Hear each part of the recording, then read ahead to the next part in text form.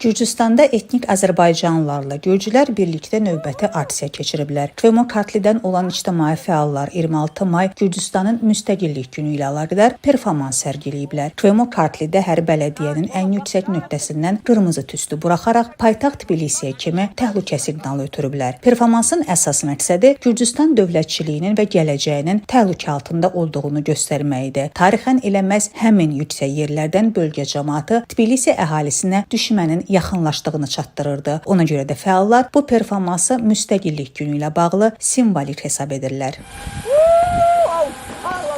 Dövlət təhlükə altındadır, demokratiya təhlükə altındadır, insan haqları təhlükə altındadır və biz bunu qorumaq üçün, onları bərpa etmək üçün ədalət naminə bu addımı atırıq və dövlətimizdən tələb edirik ki, dəyişikliklər baş versin, insanların fikirləri nəzərə alsın, çünki bu dövlət insanlarındır, bu dövlət bizimdir, bu dövlət vətəndaşlarındır.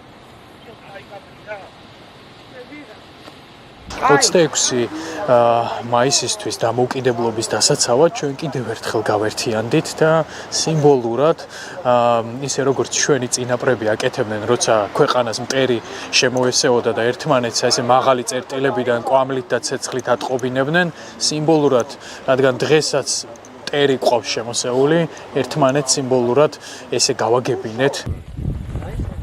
Bundan sonra isə artıq demək olar ki, bizim birliyimiz fərqli formada davam eləyir və tamamilə demək olar ki, məqsədimizə nail olana qədər biz mübarizəmizi davam etdirəcəyik və Gürcüstanı birlikdə quracağıq.